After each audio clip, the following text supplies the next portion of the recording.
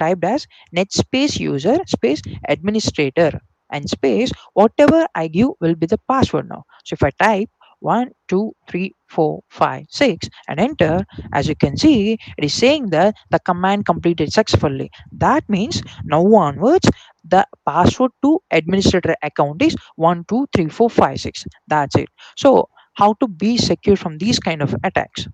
So how to be secure? The thing is, you should not give your system physical access to any unauthorized person. For example, let's say you're a lecturer, you were in a lab, and you have opened your system, you switched on your laptop, and you have logged into your laptop and went out for a specific purpose, and your students can open this command prompt and type these two commands within not more than 30 seconds and change your password and log it out. So once, see, we have changed the password for the administrator account, right? So if I log out of the Windows, then next time when I need to and log into the system, the password is changed. Simply the password is changed, and you cannot enter, you cannot get your own system's access. So this is how hackers perform Windows hacking. So in order to be secure, whenever you have another, it may be a 2 minutes, it may be 5 minutes, or just log out of the system before you go for your work. It's very important that switching on the system and logging in and leaving it like that will be definitely a threat to Windows hacking techniques and all. So hackers can do this. Okay, I hope everyone has understood this. I hope everyone has understood this. Now let's move on to the next topic. And please remember that if you are performing these commands and all, please do remember the password you have typed. If you type the password and forgot that, that's enough. You cannot again get into that. And again, if at all the uh, system is switched on and not logged in, so hackers, even then, they can perform the attack, they can change your password, they can get the access into your system. So to do that, there is a tool called Conboot in online, where you can just simply you'll have some blogs and you have some YouTube videos, you can search for that. So the tool name is Conboot. You can type Conboot. Here is a tool called Conboot, and here is a website which is where you can download the Conboot tool. So I'll just see this. I'll provide this in the presentation, and you can see that. So you need to download this tool and see some tutorials in YouTube, and you can get access into a system even when it is switched on but not logged in. Okay. Now we'll move on to the next topic. So the next topic is Nmap and Zenmap.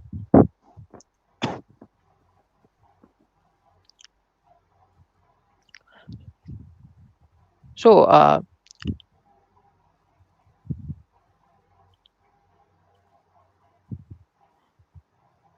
getting so the thing is, if at all you want your Microsoft account to be connected to your Windows system, so to do that, just open the settings, open settings, open settings, and you can see there is an option called accounts. There's an option called accounts. Click on accounts. Click on accounts.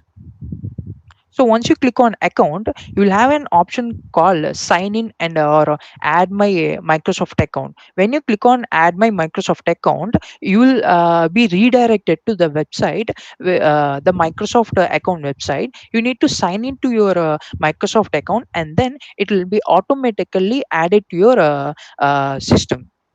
So fine. Now, so I hope you understood how to add a Microsoft account to your system. Just go to settings. There you will see accounts option. Click on that, and you need to click on add my Microsoft account. When you click on that, you will be redirected to the browser where you need to log into your Microsoft account. Once you logged into your Microsoft account, and it will automatically connect to your device to your system. So now let's see. What if a hacker do not have the physical access into the system, but he will gather other kind of information? And also, if a hacker is in a Wi-Fi network or in your network, he can perform some techniques, and he can scan your devices for whatever the operating system is. He can find what is your operating system. He can find what ports are available, what ports are open in your system, and what services are running in your system. So there is a tool called Nmap, which is called Network Mapper, and in short, it is mostly famous with a name called Swiss Army knife for small information language, sir. gathering. The thing is, using this Nmap tool, hackers perform information gathering డాడీకి directly to ఇవ్వకుండా the water చేస్తున్నాను. victim's machine or victim server. Yesterday, we have seen where we can gather information, a lot of information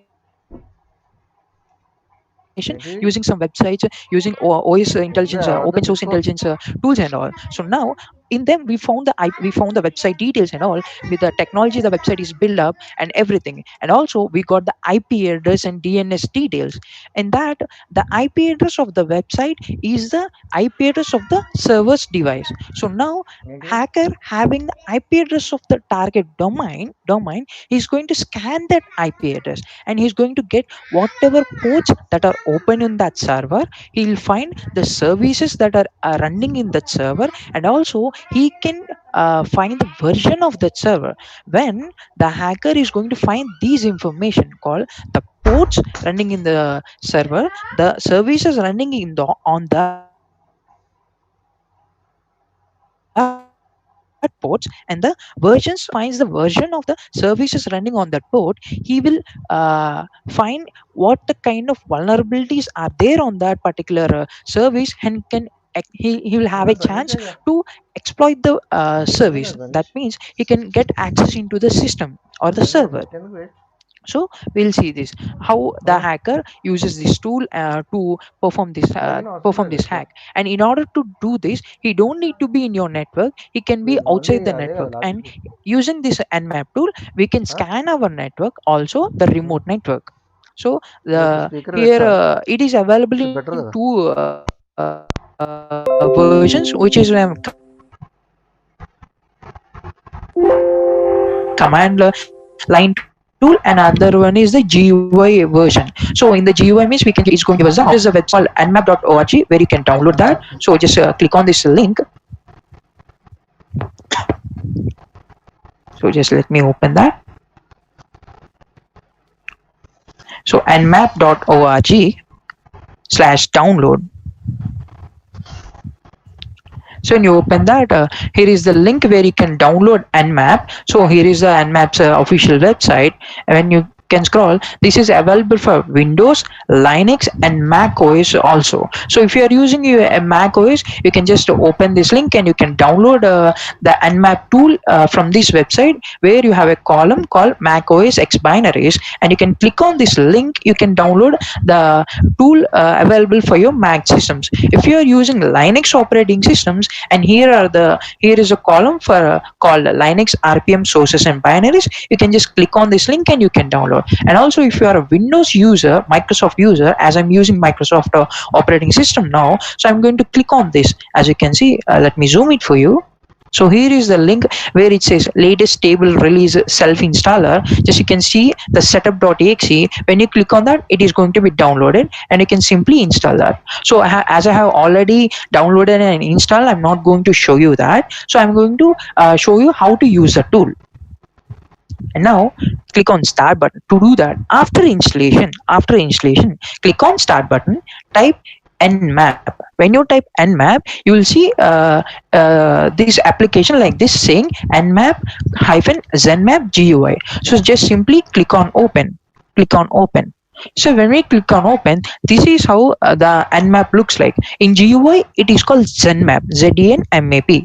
So now the thing is, here are I'll let me explain you how this tool will be. So if we give the target IP address or the domain name, it is going to perform some kind of scans which you give. So as you can see, here is a See here in this target column in the input bar, we need to give the IP address or the domain name. So anything we can give. So once we have given that, we need to select the what kind of scan this Nmap should perform for us. Here, Nmap has couple of scanning techniques called intense scan, intense scan plus UDP scan, intense scan all TCP ports, and intense scan no ping scan, ping scan, quick scan plus quick trace route, regular scan, and slow comprehensive scan. It has some all these types of scans which are readily available for us.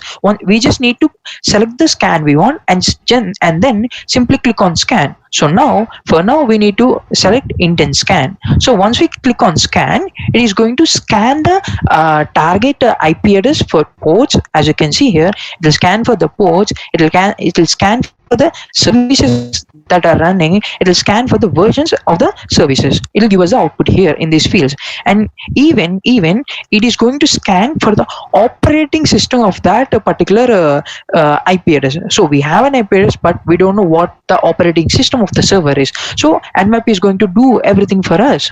So and also it is going to give us the network topology of a target domain network. So we have an IP address, and IP address is in a network, and it has a topology. Nmap is going to find the topology and give that topology to us. So it is definitely a Swiss Army knife for information gathering, and this is performed directly on the target server. So now in the target, I'm going to give the domain as target domain as pscmr.ac.in. So I'm going to give it as pscmr.ac.in.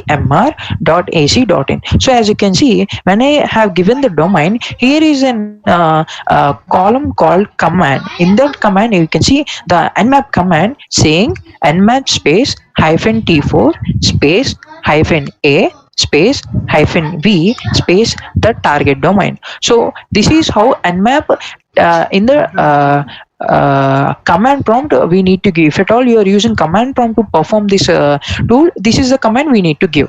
So right now we are in the GUI mode. We no need to give that command. It will automatically take that. So now here is the profile for scan. You just simply click on the drop down and select the scan we want. So now we are selecting the intensive scan. So once we select intensive scan, it is going to scan for all types of scan profiles which are available here. So simply click on scan. When I click on scan, this command will be, as you can see, this is the command. This command will be executed, and Nmap is going to perform all the scanning techniques in order to find the ports available on that IP address, the services running on that ports, and the services version that is running on those ports. And it is by default, Nmap is going to scan only 1000 ports. We know a device has 65,535 ports. There are 65,535 ports that are available for any system. So as you can see, Nmap is going to scan only 1000 ports. So here is the raw output. This is the raw output of Nmap Nmap command execution. So it is saying that it is initializing the script. It is initializing the scan on a particular time. It is going to log, and it says it has found 4 ports on that, and it says it has completed the ping scan. We know ping is used to find whether there is a communication between 2 systems or not. So first of all, before performing any execution on the ports and all, this Nmap is going to find whether that particular IP address or the domain name is live or not. That means whether that particular there is communication between these 2 systems or not. So if at all that is live and in communication, only we can give some request to that and we get the output. So that's what it is going to do, and then it is going to perform a scan technique called SYN stealth scan. Using that SYN stealth scan only, we are going to find the ports. That Nmap is going to find what ports are available on that IP address. That means on that server. So once that is done, so as you can see, it is saying that in a raw output, it is saying that these are the ports which are discovered. It is giving us one after the other, and when you scroll down, you can see this is the output of Nmap. This is a complete output of Nmap, which is called raw output of Nmap, where you can see the ports that are open, and the protocol, whether it is TCP or UDP, and the state of the port, whether it is open or closed. You can see one is open, another one is closed. So if it is open, it is showing open. If it is closed, it is showing closed. Then the service that is running on that particular port, and also the version. It takes a time. It takes some other couple of time or number of scans we perform to find all the versions of that particular ports running. And see, here is a port called port number 53, which is of TCP, and it is open, and it is a service called domain, which where the DNS runs on that server. So here is a version of the DNS, and seeing that DNS details, we see that here the operating system of the target domain is Red Hat Linux Enterprise Edition, and the version is 6. So this much of information we are going to gain from Nmap and all. So as you can see, there are other ports called 80 port, where we know HTTP service runs, and it is saying that the service which is using HTTP is called Apache. So there is an Apache web server running on a target website, and the version of that Apache server is 2.2.15, which is an older version of Apache web server. That means there might be a lot of vulnerabilities in that version of Apache server. So now as you can scroll down, so it is our output. Now let us see a GUI output here. So here are options, and this is how hackers steal the information of a target server. So as you can see, here is another tab called ports and hosts. Here you can see the GUI output of the ports it is scanned, and all these are the versions of that particular target.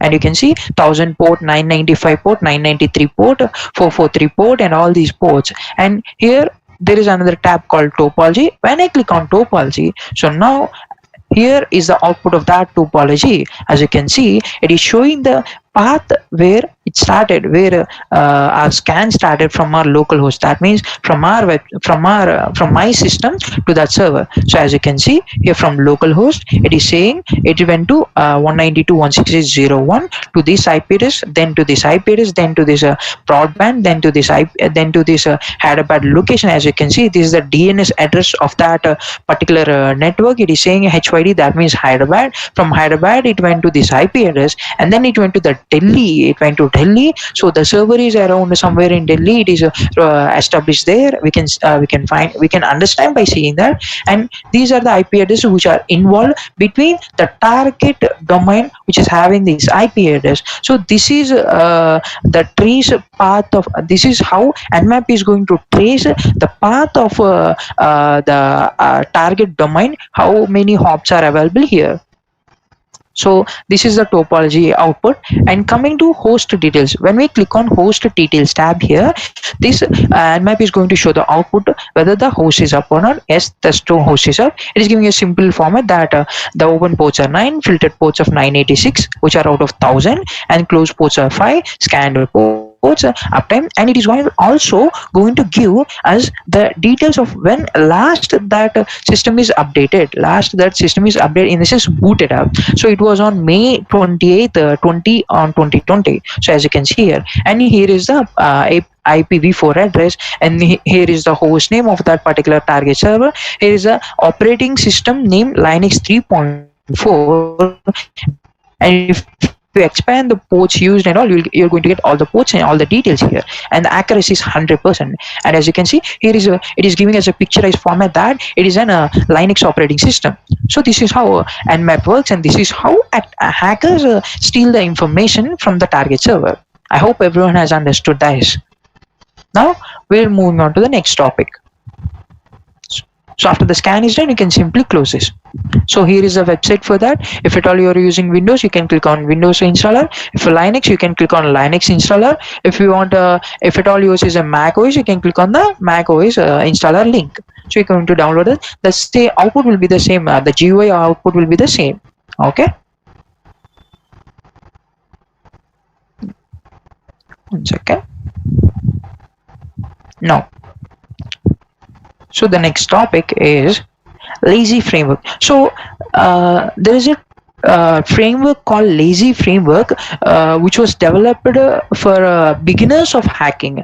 It has a a lot of collection of hacking tools where we can perform some hacking techniques, and hackers use this.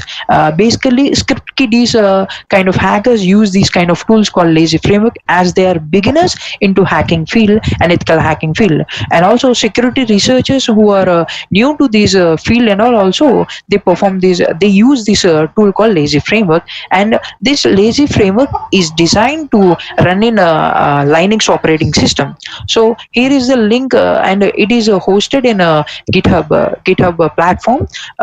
Here is a link for the GitHub platform, and once you click on that, you'll find the lazy script framework, how to install, and the official link and all. So in order to install lazy framework in our Linux operating systems, these are the commands we need to type these commands. This first command is like git space clone space the URL and the cd and all. These are the commands. I'll show it live for you. So basically, I actually have already installed a lazy framework. It is just a simple thing, and you can simply use that. So I'll just open this link for you and show you how it's happening. See, this is the lazy script link. Here it is available in GitHub platform, and as I scroll down, so these are the files which are used to develop GitHub this lazy script. And this is how the lazy script will look like when after installation. It has a couple of options where we can perform the automation of the Kali Linux and also hacking tools. And here are some of the hacking tools images which are provided by lazy script and all.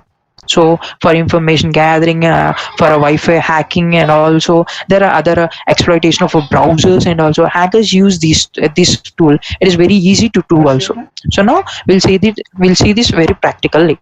So in order to do that, you need to use your Kali Linux. You need to run your Kali Linux operating system. So for that, we need a VirtualBox. As we told you yesterday, we need a VirtualBox to do that. So here is my Kali Linux operating system where I have already installed a lazy framework. So after installation of a lazy framework, we can simply type L and enter. So as the name suggests that it's a lazy framework, that means the framework is not lazy, but it is only designed for lazy hackers like script kiddies. Okay, simply we just need to type L and enter. When you click on type L and enter, so you can see this lazy framework. So this is how lazy framework looks like.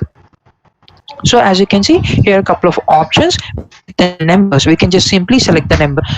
So as you can see, if I type if, it is going to perform this command. If we select 1 and enter, it is going to enable the double and zero. The interfaces will be here. And using lazy script, let me show you, zoom it and show you here. So we can see our public IP address, we can see our MAC address. Not only we can see our MAC address, but we can change our MAC address. So yesterday we have discussed about IP address and MAC. Now today we are going to see how a hacker uses the technique called changing the MAC address temporarily using this lazy script. So this is how hackers change their MAC address using lazy script. So simply we can change the MAC address of any interface. So we have different interfaces. We have a Bluetooth interface, we have a localhost interface, we have a Wi-Fi interface, we have an Ethernet interface. So as you can see, this Kali Linux is connected in Ethernet only. So it is connected in Ethernet, which is wired connection. So it will be ETH0. So if at all it is a Wi-Fi, it will be as double and zero. So first of all, to find what are the interfaces that are available in this operating system, so here is the first option called IF. First option called IF. I need to type IF and enter. Okay, so someone is asking to show the lazy script link. I'll just show it to you.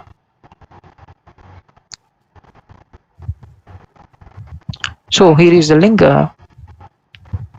It is github.com.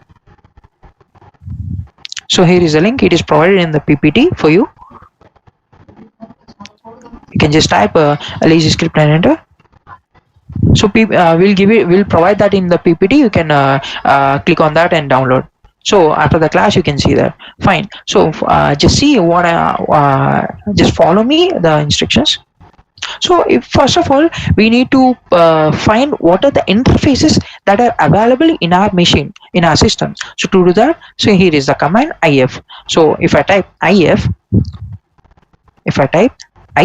you can see on the screen, bottom of the screen, the command is entering. If I type if and enter, see, these are the interfaces in my system. One is ETH0, another one is the LO called loopback. So loopback is assigned in the for every system, but here is a Ethernet 0, ETH0, which is a wired connection, and this is my system's IP address, my Kali Linux IP address, which is 192.168.0.8. It is my private IP address. So simply, this is the interface, only interface available in my system. Okay, so after that, I have find my interface. It is ETH0. I'm going to change the MAC address. So as you can see, this is the MAC address. This is the MAC address of my Kali Linux. As you can see, here is the IP address assigned to my my Kali Linux. Here is the MAC address of my Kali Linux. Now simply here you can see it is saying that press any key to go back. So I'm clicking on enter. So again we are back with the lazy framework menu. So now I typing if I type 3 and enter, it is going to provide me with the options for changing my MAC ID. So I'm typing 3 and enter. You can see I type 3 and enter. So when I type 3 and enter, it is going to show me the options for interfaces which are available, which lazy framework can change. So one is line 0, another is line 01, and ETH0. So my interface is ETH0, as you can see, as we have already seen by typing if. So simply select 3, type 3 and enter. It is going to select ETH0. So done. So now it is asking me like change it to a random or specific. So using this options, random or specific, for random, it is going to assign me a random MAC address. If I select a specific, I'm going to select what kind of MAC address I want. So simply for that, it is just giving two options like R and S. So R for random, S for specific. R for random, S for specific. Now when I click on when I type R and enter, it is going to select a random MAC address, and that will be assigned to my system. See, now this is my current MAC address. This is my permanent MAC address, and now this is my new MAC address. So as I actually previously changed my MAC address, and this is my original MAC address. This is my original MAC address, which is Cadmus Computer Systems. That is a Kali Linux system. And see, this is my new MAC address. You can see this is my new MAC address, and the device is saying that it is unknown. So this is how hackers change MAC address, and they be secure and anonymous. If they change their MAC address, nobody can understand what the device is. If see, as you can see, here is my permanent MAC address. This permanent MAC address is going to say that this is the device of this. This is the device of the IP address and all. But if I have changed the MAC address, it is saying that the device is unknown. That means it cannot understand what the device is. So if the hacker is going to spoof his MAC address, and if the any security professional or some FBI guy, they are going to scan back and find this MAC address, they are not going to find what the device is. So they'll be in a dilemma. So this is how hackers hide their MAC address. So by pressing any key, we're going to get back. So whether to see this is really changed or not, we have an option called view MAC again. So type 8 and enter, and again select the interface 3, and you see this is my current MAC address, which is the changed MAC address, and it is also showing me the my permanent MAC address. So as you can see, this is how hackers change. And also there are a couple of options which are available in this where is an option called tools. So lazy framework has as I told, it has a collection of tools. We can simply install them. So I'll show you what are the tools. So to do that, type 9 and enter. So when I type 9 and enter, it is showing the tools which are this lazy framework has. So one are Wi-Fi tools, another are remote access tools, another are information gathering tools, and some are website tools. So there are, and also some other tools which are saying in the category called others. So we can hack these attackers can use Wi-Fi tools to perform Wi-Fi hacking. They can use second option called remote access to perform remote access to any system. It may be Windows operating system, it may be Linux operating system, maybe Android operating system, they can perform the remote access. They can get the remote access of the device using those tools. And here are also the information gathering tools, which are given to perform some gathering of the information of the target. It may be the phone number, it may be an IP address, it may be a image, it may be anything, it may be a website, and also. So fine. So in order to do that, see, if I select one, it is going to show me the Wi-Fi tools. So there are around 30 Wi-Fi tools, 30 Wi-Fi attacking tools. Fluxion, Wi-Fi, Fern, Net Discover. It says kick them out, where we can use this command to kick anyone inside my network. So these are the couple of tools which are provided by Lazy Framework. We can simply install them. So I'll go back and show you other tools. So here are the second option, which is remote access tools. So these are the remote access tools. There are around there are currently 31 tools which are remote access tools. If I go back, so there are information gathering tools. If I type 3 and enter, it is going to show me the 7 information gathering tools provided by Lazy Script. They are Sniper, Recon Dog, Red Hacker, Infoga, and all. So we can use these tools. We can simply install the tools. So how to install them? How to install them? Simply, here are the numbers which are here. We can simply select the number and enter. So this is going to install the tool. So here, let's select 4. It is going. I'll just show you how it will install. Simple. Just type 4 and enter. When you type 4 and enter, it is saying whether if the tool is already installed. It is saying, it will say the tool is installed. If not, it is saying that tool is not installed. So we just simply need to type install to install the tool. Type install, install, and enter. So when I type install and enter, it is going to download this Infoguard tool for me into my system, and it is going to install the Infoguard tool and also provide me everything.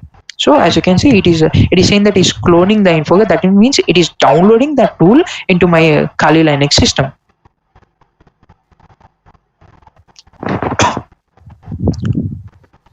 So you can see that it is very simple to use this Lazy Framework and install all the tools which are provided. So because as a beginner hackers, they don't know what kind of tools to use for information gathering, what kind of tools to use for remote accessing, what kind of tools to perform we say Wi-Fi hacking and all. So they'll be in a dilemma to do. So for them, this is the best tool called a Lazy Script, and using this Lazy Script, they can install any tool which is available here. So this is how hackers use these tools all in one. We can simply say this Lazy Framework as an all-in-one tool. Okay, I hope everyone understood this.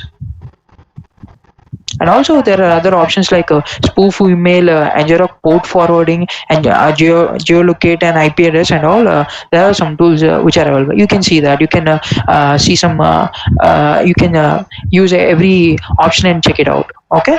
So I hope everyone understood how to install the Lazy Framework tool and how to use the tools, and it's very easy. Okay, now let's move on to the next topic. So also we have shown the commands which you need to type for installing this Lazy Framework in PPT. After the class, you will get that. The next, as we have seen previously, now we have seen Windows hacking, then the Nmap tool and the Lazy Framework. Now the thing is, in the Nmap, we need a target domain name or the IP address. So how hackers are going to grab the IP address, how hackers use some techniques to find an IP address of a person and grab his location and all. So there is a platform called Grabify IP, where hackers use this Grabify IP to find and they need to follow some techniques to do that, and they'll send a link, an image to the victim. When the victim opens an image, simply opens an image, then the location will be, the IP address will be seen by the hacker. It's very Grabify is going to provide that. Simply how Grabify will do that is Grabify is going to we just need to provide a link of a image to that Grabify, and again we need to give the instruction to Grabify that assign a tracking link to the image. So first we give a image a link to the Grabify, and it is going to assign a tracking link to that, embedded tracking link to that image. And once we send that embedded image to any person, any victim, and once he clicks on that or opens that image, the tracked link will be executed there, and it is going to show the IP address of that particular victim to the hacker in the Grabify platform. So we'll see how to do that. So here is a link to open that website, grabify.link. So when we click on that, it is going to read. When we click on that, we are going to redirect to the Grabify link. Here is the Grabify platform. So here we need to give a URL which is assigned to an image. So if we take a if we open this and type images, let's say previously, let's say scenario how if a random guy opens or not, if a person who knows me opens or not, how to find that. So we hackers use some occasional times like festivals and all. So if at all is a festival, previously we have seen Eid Mubarak. So for Eid Mubarak, everyone sends us the wishes like Eid Mubarak. They send the images, they'll ask Eid Mubarak by they send some wishes and blessings. So everybody will open that image, everybody respond to that the wishes. It will be a happiest moment for everyone. So hackers will utilize these kind of situations, these kind of days where everyone will be in a mood. They open any link, they'll be downloaded, they'll be provided, or anyone sends them, or they open any image. Sending a link may be some kind of suspicious, but sending an image for wishes, it'll be common for everyone on those occasional days. So if I type Eid Mubarak wishes and click on images, and I click on images, as you can see there are a couple of images available here. So I click on this. So what I'll do is right click on this image, see carefully, right click on this image and simply click on copy link. I'm just copying the link of that particular image. So when I click on copy link, I'm going back to Grabify IP, and I'm going to paste that link in this input bar. So once I have pasted the link in this input bar, I'm going to click on create URL. So this is going to create a URL where it has embedded the tracking link for that IP address. So when I click on that, it'll give a pop-up like this. As you can see, it'll ask us the request for content, that the terms, accepting the terms and conditions. Simply click on I agree and create URL.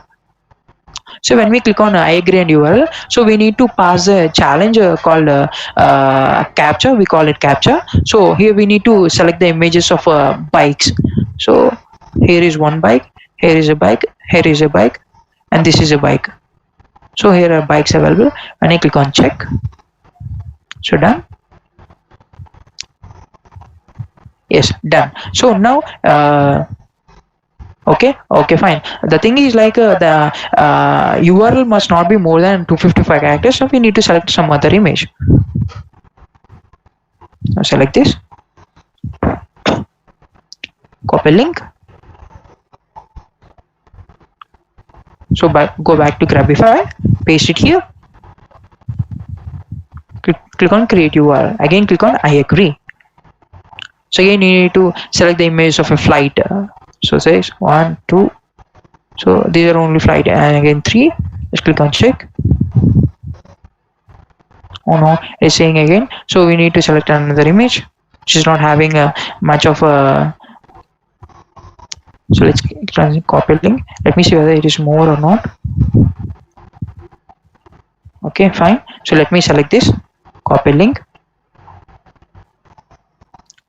go to Grabify, paste it, click on create URL. This is very much. Let me do this. Open this image in a new tab. See, as you can see, open the image in new page. Open the image. Just open the image. So when you open the image, it is going to. It is not having much characters here. So click on open the image. Now click on this image and click on copy link of the image. So open the. See, I'm showing it to you again. So when you select an image, right click on it. Click on open image in new tab. Click on open image in new tab. Then you can see there are not more than 255 characters in the URL here. So just select this, copy the URL, copy the link to image and go back to Grabify. Now it will be very easy for us and also for Grabify. So paste it, click on create URL. So again it will ask like I agree, click on I agree. Again it will ask for a captcha, so you need to do that. Okay, 1 2 3, yeah, that's it. Again here, that's it.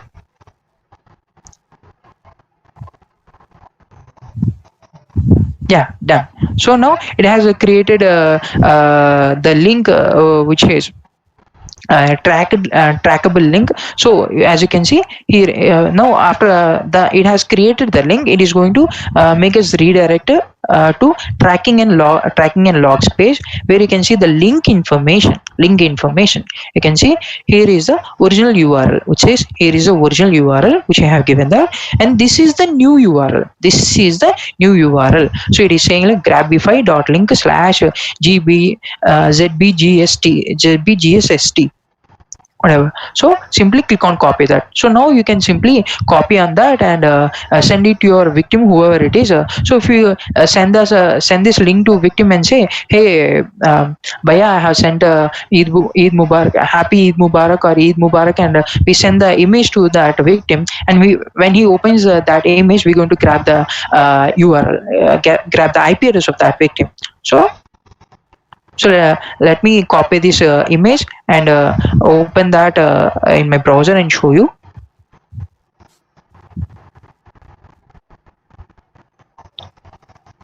If I paste it and enter, you can see. So I have opened the image here. Now let me see whether I get the information here. So here it says the result is 0. Let's wait for the result. Simply we can click on reload the see. Once I reloaded, I got the result as 1. So not only for one person, I can send this image link to n number of people.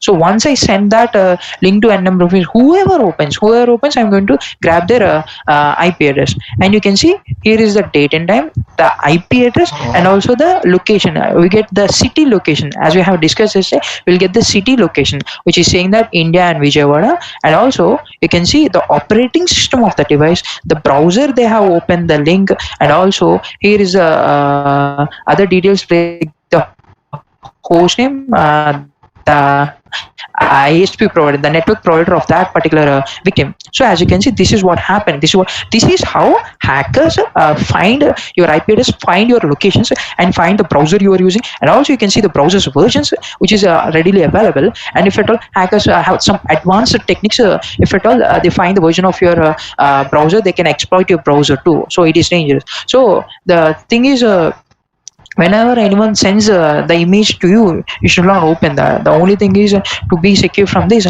first do check the link they have given. If it is like something suspicious, do not open. Just do not open. Just don't. If at all you have a habit of opening any link which you get in your chat box, and please do not do that. No one change for that, because your location will be easily found out. As you can see, your broadband details also being found out. So simply they can query the broadband with this IP address, and you can see this is a private IP address which is assigned by the broadband.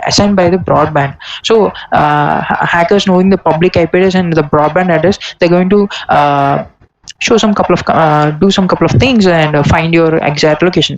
So how security researchers do is like, if at all this IP address has been, if at all it is a hacker, and they find the IP address of the hacker, and they find the ISP provider of the hacker. So as they are officials, as if at all they are from the FBI, they are from the police department, they are from the cyber cell of the government, they are going to with the case details and all, they are going to this ISP provider and all, and they'll ask to whoever user account you have assigned this IP address, and simply that guy will be found here, and simply they can track how researchers and these FBI guys track the hackers is this. So hackers use these proxies, as we have discussed yesterday. They use proxies, they use changing their MAC address, and they use VPNs in order to be anonymous. So this is how things happen. If at all even if at all you want to be secure in the internet, you need to use VPNs, you need to use proxies, so that your IP address will not be seen there. Now I hope everyone understood how a tracking of an IP address will be, how the police department or the FBI will track down the hacker using some kind of images and links. So these are things, and how hackers will be secure by using VPNs and proxies. So I hope everyone has understood that. So we'll move on to the next topic. And yeah, someone like Shakina, they're asking a question like some of our profile pics are being available on web pages, right? So if hackers do the same process on our pics, then will it allow them in the same? Yeah, if at all that image is available online and it has a link, then they can definitely do that.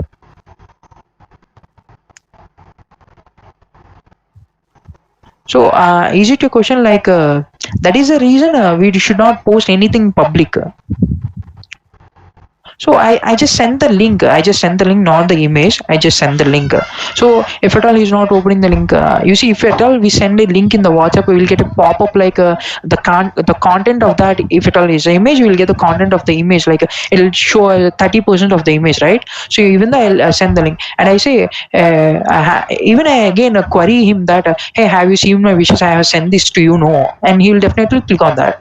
So again, if at all he's aware of that Grabify link, we have other options also provided by Grabify. Grabify. If you open, see. So here in the URL, you will see change domain and make custom link, and also here you will see other link shortness. You can use any of this. You can use Bitly, you can use shortestlink.com, and you can send that to victim. So that will be very easy for the hackers to track the victims. And so I hope everyone has understood this. We'll move on to the next topic. The thing is, we need to convince them to click on the link and open that link, and we'll get the IP address. So as I told you, Eid Mubarak festivals and all will be the most easiest ways and time where hackers do this.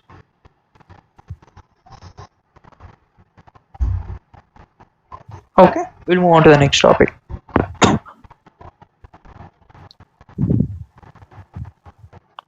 So someone is asking like, can we send the image directly? So in the social media platforms and all, if you send an image, the metadata will be changed. You cannot send the image directly. It is not possible. You need some other scripting language and all. It is only chances of 10% to 12%. By sending the image, we can find the IP address. We need to send the link there.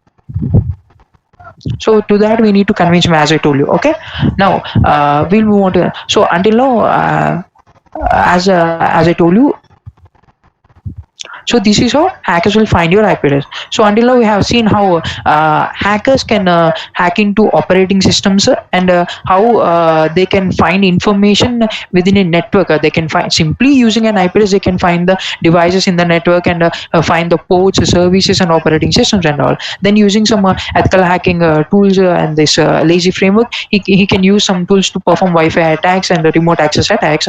And then next we found how capturing of IP address will be possible. So now we move on to how hackers perform attacks on websites of companies and organizations in order to get into the servers of that companies. So we know every company has a website for them, and there are any website has its own vulnerabilities. Nothing is secure in this world. Everything is vulnerable. So there is an organization called OWASP which provided top 10 vulnerabilities of a website where we can test them and find whether our company's website is vulnerable or not. And because it is being open source, that means free in the internet, hackers are also going to perform the same techniques on the websites and use them for malicious purpose. So we, as security professionals and security researchers, they use these tools to test their own websites, their own domains, their own subdomains, and then secure their company's websites and all. So now we'll move, let's see how hackers or security researchers, hackers do testing, security researchers, they do testing on websites and all. So in order to test whether a website is vulnerable for a couple of vulnerabilities, there is a tool called Burp Suite. There's a tool called Burp Suite. Let me explain something about Burp Suite. So let me tell you what BurbSuite is. BurbSuite is a tool which is used to perform vulnerability assessment on the websites. It is a tool where we can test the website for some kind of vulnerabilities on client side. I'm telling you clearly, it is used to perform vulnerability assessment on website. That means on the client side, not on the web server. Web server will be on the server side. We are not performing hack. We are not performing testing on the server. We are performing testing on the website. So to do that, we this is a tool called BurbSuite, and it is developed by Portsfigure company. This tool, it is going to how it is going to perform and all. And BurbSuite is available for Kali Linux, and it should be downloaded and installed in Windows operating systems. So the thing is, here is the link to BurbSuite. It is portsfigure.com. When you click on the link, you'll see a couple of products which are provided by Portsfigure. This is BurbSuite. This is BurbSuite, and see, BurbSuite has three editions. Where which is a enterprise edition, which is used by organizations, professional and community editions. So we have provided every installations and all in this PPT. You can go through them, you can download them and all. So as of now, I'm not showing how to download that and install and all. So we have everything provided in this PPT.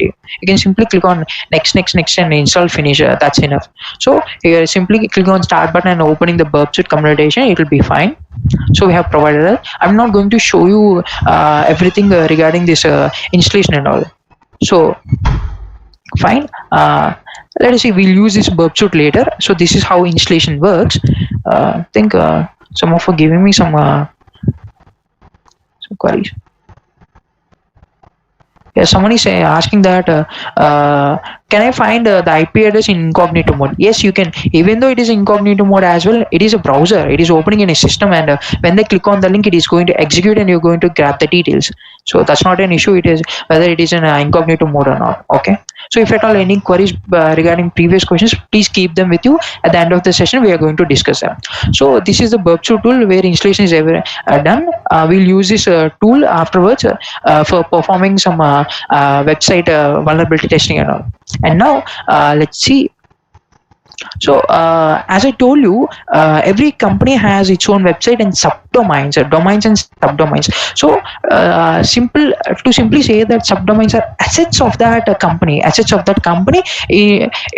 where they provide these services via websites, where they provide these services via websites. So if I say simply say that a subdomain is like a part of the domain. So if Google is the domain, YouTube is the subdomain. If Google is the domain, Gmail is the subdomain. If Google is the domain, Google Meet is a subdomain. So I hope you understood what a domain and subdomain is. So domain is the main one, and the subdomain is a part of the domain.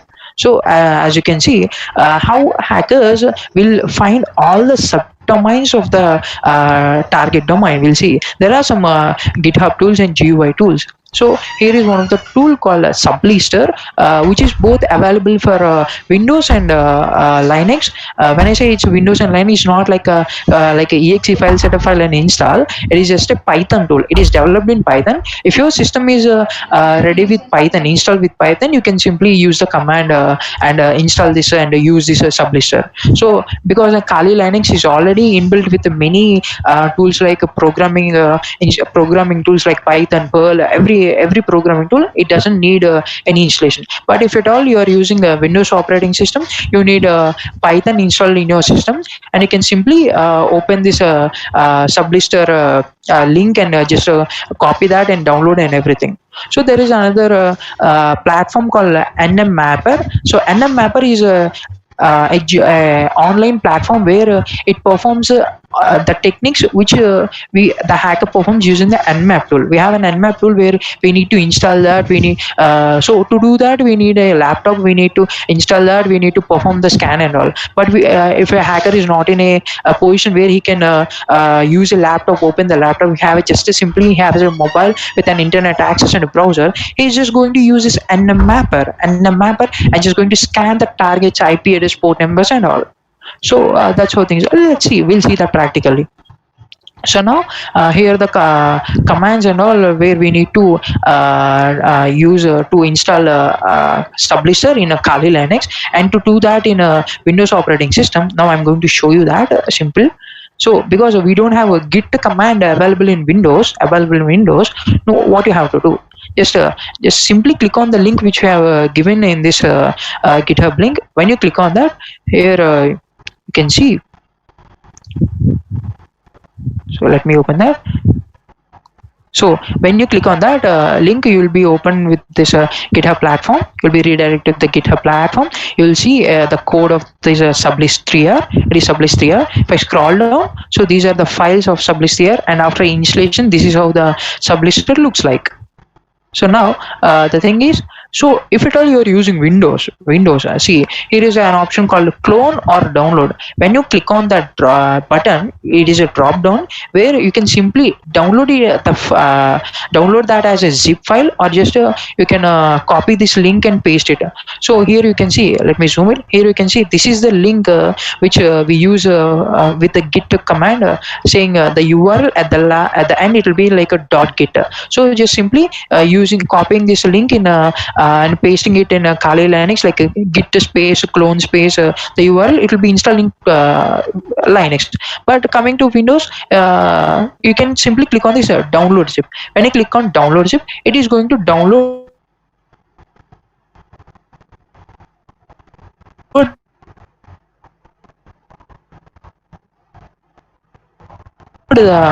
so as I have already downloaded that, and it is going to say that. So once it is downloaded completely, we just open the folder, and you need to extract the folder. You need to extract the file. Sorry, you need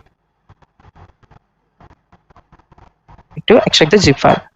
So as I have already extracted and I have available with that, I'm not going to do that. So now you can check on that in the PPT, the commands you need to enter after extracting that file. So from that, after extracting the file, you can simply follow from CD and from CD, sublist 3R, pip3, all these commands should be entered manually. You need to type, just you can simply copy and paste it in the command prompt. As a Python, it is saying it needs Python. So it needs Python. So in Windows, we can run Python using the command prompt, also PowerShell. So now let me show this. Let me go to practical. So if I open this folder, I have it in desktop. So I have this folder called sublist 3R master in desktop. I'm opening this, and now you can see here I'm in the folder where the sublist 3R sublister is here. So I'm just going to write. So here what I do is I'll open my command prompt or PowerShell, whatever available here. So the thing is, select the step is to, if at all you want to open a command prompt or a PowerShell from this location, just open the folder, click on anywhere in the folder, just select, click on shift button and click on right click. So when you click on shift plus right click, you will see the option here, open a PowerShell window here. If at all your default terminal is a command prompt, it will say open command prompt window here. Mine is a PowerShell, so I'm opening PowerShell. So whatever it may be, the commands will be the same. The commands will be definitely same. So because it's a Windows operating system. So once it is done, and let me show you this. So once you have opened the command prompt after downloading and extracting, you need to type all these commands in that. You need to type all the commands in that. So once after everything is done, then you can simply type Python 3 space sublist 3R. So now. So here you can see, let me zoom this. So simply we can type a Python space sublist3r.py. Let me show you the files first for you. So once I am into this directory, as you can see, it is in a C users, PRASA account, sublist menu and all. So now I want to see the files existing in this. So I'll type dir. I hope everyone are familiar with these commands. I don't need to explain them. So dir will show the directories and all, files and all. So here it is the sublist3r.py. So it is a .py extension, and it is developed in Python. So I'm using Python command. So Python space sublist 3r sublist 3r.py. So simply typing python space sublist 3r.py will do the work. So in order to first, let us see the help command. So type -h space -h and enter. When you type that, so we'll be provided with the help command of this sublist 3r. So here are the commands and help command where we can use sublist here. So here's the first one, like if you give -d, it is going to select, we're going to give the domain name, and if you can give, we can even find the ports available in the target domain, and it can even scan verbosely for us. It will display all the results in real time, like everything it found, it'll show us. And you can see here is a -e command which will help us to select the selectively we can have a what do you say, the a search engine, like it may be Google, Yahoo, Bing and all. Yeah, Bing and all. So now let us see an example how to do that. So to do that, type Python. Some are asking that can you guide in Linux and all. The thing is, even though it is Linux, even though it is Windows, both the commands are same. You just simply need to, in that you'll have a command of Linux called like git to clone, but here we need to download the zip and extract that. But you need Python to be installed. In Kali Linux, Python is inbuilt, so you don't need any extra things to do that. We have provided every instruction in this PPT, and you can see the command, just copy paste them, and that's enough. So I'll just show you. The commands are same. You don't need to worry and all. Okay, thank you. So now the command is like Python space sublist 3r. I can simply type, click on tab button to just I don't need to type the complete name and all. If I click on tab, it is going to select the file with the same name. So Python space sublist 3r.py space -d for domain. As you can see here, we need to give -d for domain, So now let me select pscmr.ac.in as the target domain. So giving this command as Python space, you don't need to give a / also. Yes, if you can type, you can type. If not, you can select, click on tab button. It's going to select for you. So simply type Python this command as I say, Python space the file name.py space -d, the domain, giving the domain name. It is going to scan all the search engines which are available in it, and it will give the subdomains of this pscmr.ac.in subdomain. So if I click on enter, it is going to provide me all the subdomains of that particular domain. So this is how hackers use this tool in order to find the subdomains of that particular targeted domain. So let us see how they. Let me click on enter.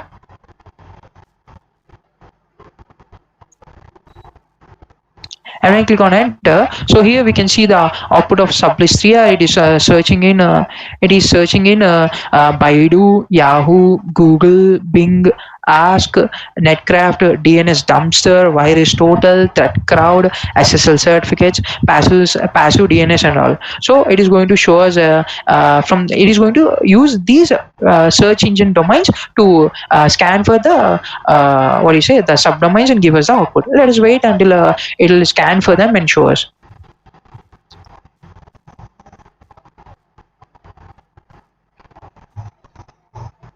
So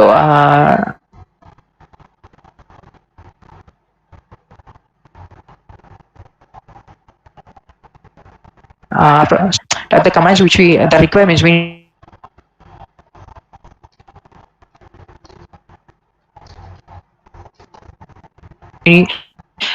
requirement. It has some specific requirements needs the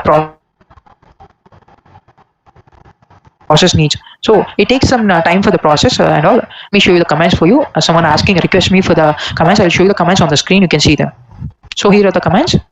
When you clone that, you can do it parallelly with me. When you clone that or download and extract them, these are the commands which you need to perform. If you are in Windows, as I told you, just open the folder, click on anywhere inside the folder, click on shift and right click there, you'll find an option called open PowerShell window here, or open command window here. You can open that. So if at all Linux, you can simply just enter this command git to clone and this URL and all. So then you need to, after the clone is done, you just simply need to cd sublist 3r. And the thing is, you need to type all these commands manually. So apt get install python request python dns, so and arg parse and install and all these commands should be entered manually. And again, when I said previously in Windows, shift and right click, you need to press them parallelly, the same time. You need to press shift and also the right click at the same time. Then only you'll find the advanced option in the right click, where you'll have an option called open command window or command prompt here.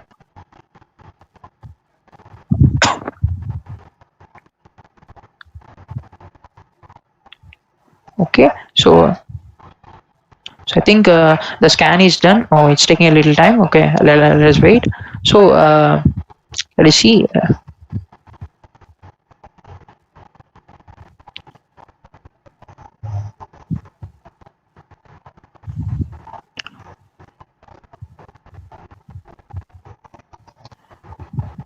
So as you can see here, so it is searching because it needs to find all these search engines and all. It'll take a little bit of time. You just need to wait for that.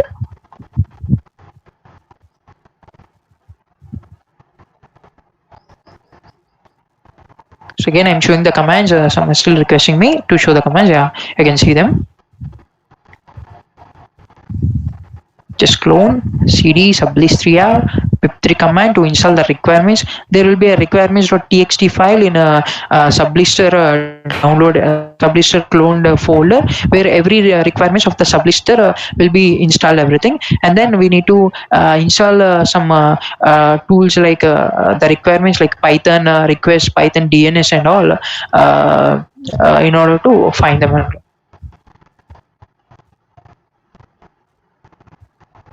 Yeah, someone is asking like, yeah, the thing is, why hackers find the subdomains and all is like, the developers most often they focus on domains and not subdomains basically. So I don't mean everybody will do that. Whoever don't focus on subdomains. So because they may secure the domain, but they may not secure the subdomains. So hacker finds the all the subdomains of the particular target domain, and now he will find vulnerabilities on those subdomains. He will find any loopholes, any vulnerabilities, any ways he can exploit those websites which are the subdomains of the domain, and then he can exploit into that server and all. He can find the he can grab the information and all. So that's why hackers use these tools for grabbing the subdomains of the target domain and all. And also you can see, some are asking like, what is arg parse? See, arg is like argument parsing. So this python argument parser will, what it will do is whatever the arguments we are giving, the domain name, let's say I have given pacmr, and it is going to take that argument and parse it, and it is going to it is going to send it to the these what do you say, search engines and search engine APIs, and input that into the APIs, where those APIs will search their servers and all for the all the subdomains and all. Then it is going to give us. So this argparse will automatically parse the input which I have given, the domain name, and it is going to place that into the APIs of the search engines like that Yahoo, Bing, Google and all. So that after the when it finds all the output of that, then it is going to give us the output. So argparse is very important to perform that.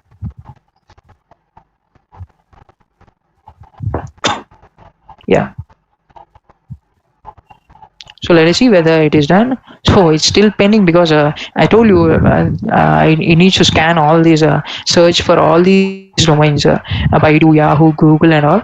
So let us see, let's stop this and try only Google. Let's see only Google for time. Yeah, okay, fine. See, as you can see, we are already provided with 91 unique subdomains of this target domain. You can see here there are around totally 91 subdomains. So the hacker has plenty of room to scan for the websites and all. He can perform whatever he wants. So the thing is, so here it is the subdomains. Here are the subdomains: alumni.pacmr, mail.aces.pacmr.in, cpanel. As you can see, there is also a subdomain called cpanel, which is a control panel of the domain pacmr.ac.in, where that is a domain where we can have the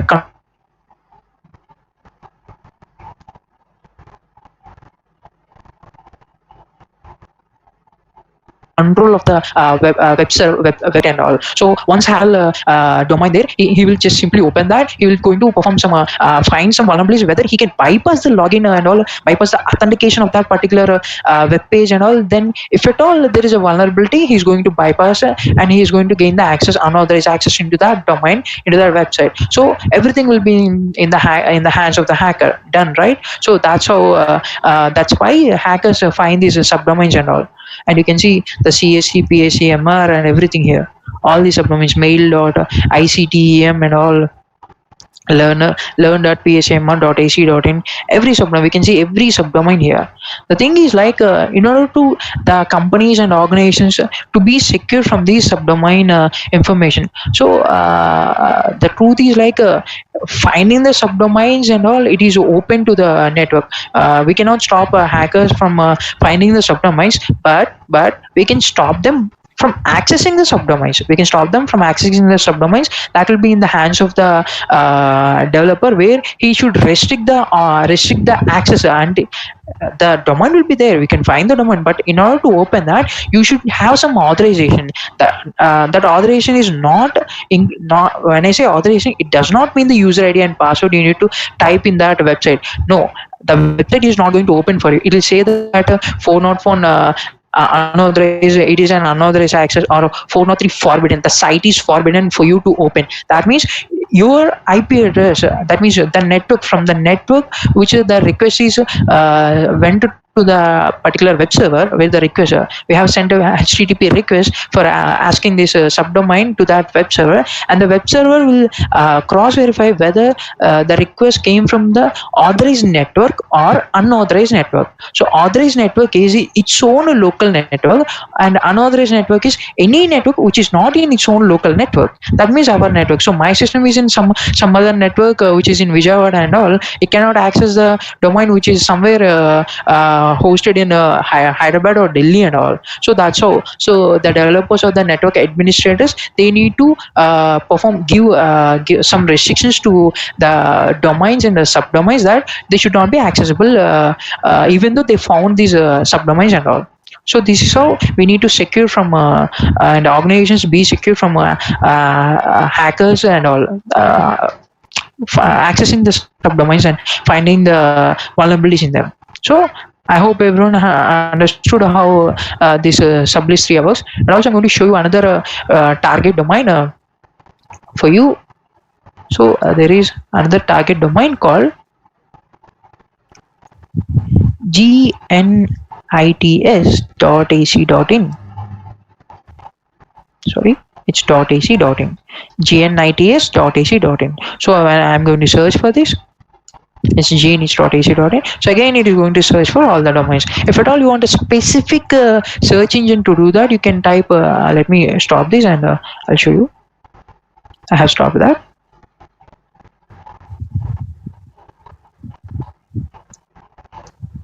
So not to stop that, you can simply type Control C or Control X. So it will take some time to stop the process. So let me close this first. I'll open my desktop folder again, the sublist 3R. Now I'm clicking on a shift plus a right click and clicking on open PowerShell window here. I'm expanding that for you, zooming it for you.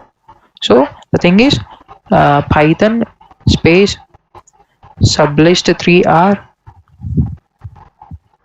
space the domain -d for domain, -d for domain, -d space the domain name. It is gnits.ac.in space. I want a specific search engine, So I'll give -e space Google. GOEGLE, Google. So if I want more than two search engines like Google and Yahoo, I'll give a comma there. I'll give a comma space Yahoo. We can separate search engines via comma. So hyphen e Google, Yahoo, and I want to go for let's say Virus Total. There is another search engine called Virus Total. So now enough. So I'm going to use these search engines, and I click on enter. So when I click on enter, it is going to search only these search engines. One is Google, another one is Yahoo, another one is Virus Total. So I hope you have found how to configure and how it will take less time and we get the output. So here are eight subdomains of this target domain. As you can see, www.gnh, cpanel, csc, mail.gnh, placements.gnh, rajesh.gnh, webdisk, and webmail.gnh. So as you can see here, every subdomain is named after the domain name. You can see here, gnh.com, everything. It may be cpanel, it may be starting with csc. It should end with the gnh.ac.in. So that's how I differ between a domain and subdomain. So this is the domain where we say gnh.ac.in, and this will be the subdomain cpanel.ac.in.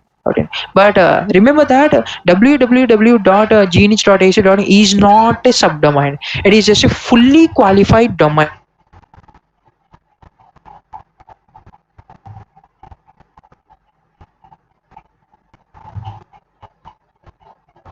name. It is a fully qualified domain name, not a domain. It is just a fully qualified gnh.ac.in.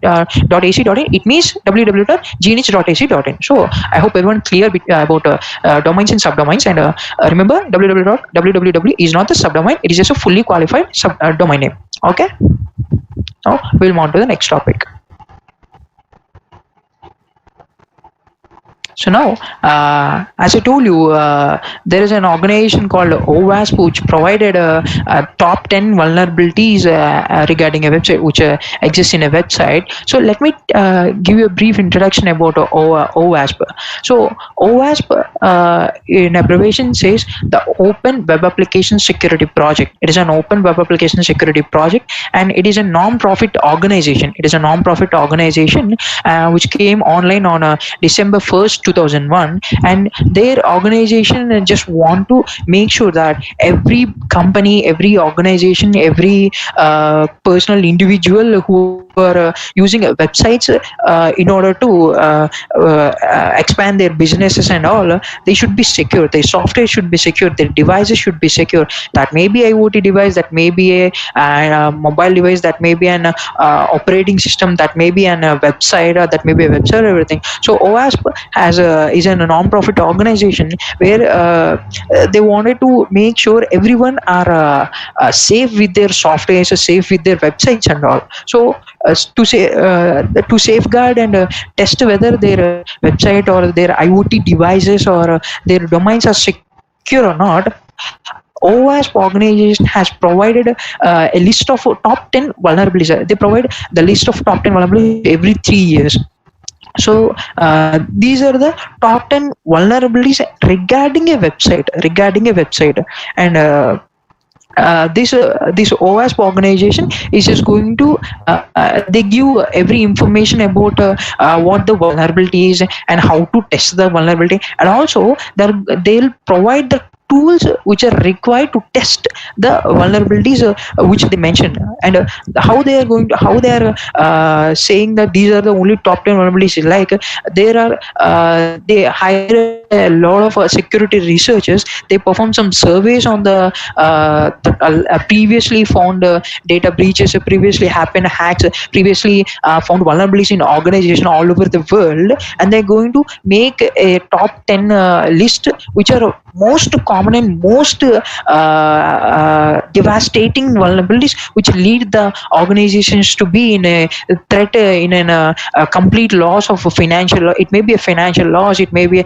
reputation loss, it may be a data loss, or whatever it may be. So if at all these vulnerabilities are having high impact on the company, if at all these vulnerabilities are existing in a website, and these vulnerabilities are going to lead the hackers to access the data or perform a damage to the organization via damaging their websites and all. So it is going to be a threat to the company's reputation and financials and all, everything, and everything will be. So that's why OWASP has created this top 10 list, and they have provided this list of top 10 vulnerabilities, which are the first one, as you can see on my screen. One is injection, broken authentication, sensitive data exposure, XML external entities, broken access control, security misconfiguration, cross-site scripting, insecure deserialization, using components with known vulnerabilities, insufficient logging and monitoring. So it has given top 10 vulnerabilities where they say injection, which is the highest, and they note them as a these vulnerabilities, everyone calls them as they specify them as A1, A2, A3, A4, A5, A6 and all. So they denote them as A1, A2. So if at all you'll search for top 10 OWASP vulnerabilities or OWASP top 10 vulnerabilities in a website, any browser and all, they say that A1, A2, A3. So how this vulnerability list and all will be used by organizations? So organizations are going to take these vulnerabilities checklist. They're going to make a checklist like A1, A2, A3, A4, A5, A6 until A10, and they will take all the testing processes provided by OWASP organization in their open source website, and they're going to test every vulnerability which are provided in the injection column. So injection is just a name where it has so many processes and so many vulnerabilities in that. So it's just a name, just a title given for all the vulnerabilities which are vulnerable via injection, and say broken authentication. If I say broken authentication, let's say an example, user ID or password can be bypassed. It may, if a website is having a authentication restriction, like you have to enter a user ID password, and if a hacker has found some vulnerability that simply just simple performing some techniques, and he can, without entering the user ID and password, if he can gain the access into the website or the dashboard of the admin and all, so that means broken authentication and all. So this is one of the kind. So this is the title name, and it has many other names like brute forcing, no rate limiting vulnerability, like no input validation and all. So there are a couple of vulnerabilities which are categorized in this particular category. So these are the categories, top 10 categories, and it has so many other categories of vulnerabilities. So let us see what injection, what broken authentication is.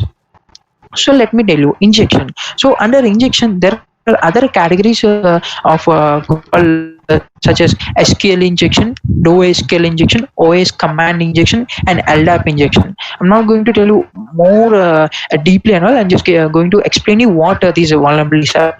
So coming to SQL injection, we know what SQL is, a structured query language, where this structured query language is used to build databases, maintain databases, update database, alter the database, and also delete the database, drop the databases, join the database. We use this SQL structured query language to maintain, create, develop, delete, and all the databases. So regarding databases, if there is any vulnerability, it may be in SQL, it may be in NoSQL, it may be in operating system OS command. We can even perform database commands using operating system and all. And also there is something called LDAP, lightweight directory access protocol, which is only available in Windows operating systems, where one domain administrator can access every other services in that domain and perform the activities and all. So everything has its own commands and all. So a hacker is going to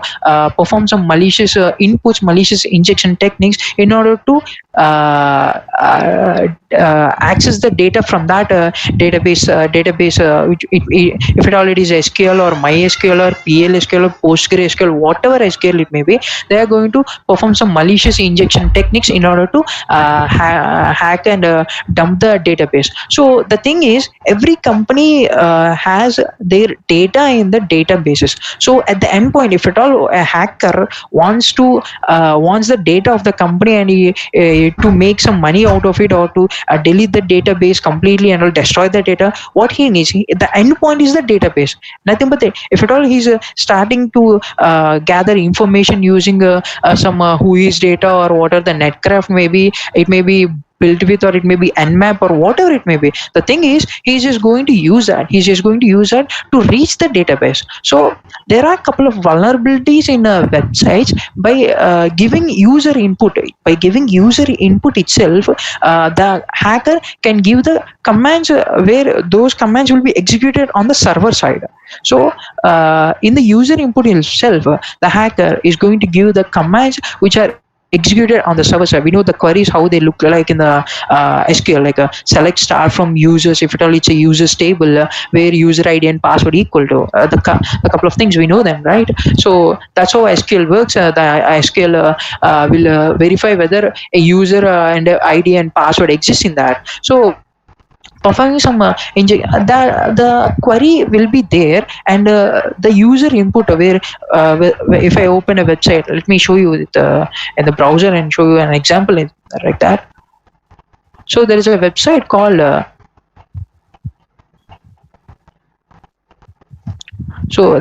called fitness. Let me open this in my Chrome browser. fitnessr.pk. There is a website called fitnessr.pk, where it has some vulnerability in SQL. It has some vulnerability in SQL, where giving some user input, a malicious user input to that, injection to that, it is going to bypass this authentication from the server side. So you can see that. Let us say the hacker is going to give some couple of malicious SQL inputs to that, and is going to bypass this authentication. So as you can see, these are some kind of malicious input the hacker is going to give to the website in order to bypass this authentication. When I click on login, so see what happened. Now I'm into the admin dashboard. Did I give any user ID and password? See, did I give any user ID and password? They give that it is like a administrator, admin@fitness. As you can see, here is a admin@fitness.com. Did I give that user ID? Did I type any password there? No. Yeah, exactly. No, I did not give any password. I don't know the password. I don't even know the administrator's email ID. But I have performed some just basic inputs to that, and I bypassed the login, and I got into the dashboard. So this is what hackers are going to do. This is what injection called. In injection, this is SQL injection. So we performed injection on SQL. The thing is, when I have entered the user input, a malicious input, it is going to break the query. It is going to make the query understand that the user ID and password is okay. The statements, if you are okay, I'm going to type this on my notepad. We know the queries how they look like. Let me zoom it for you.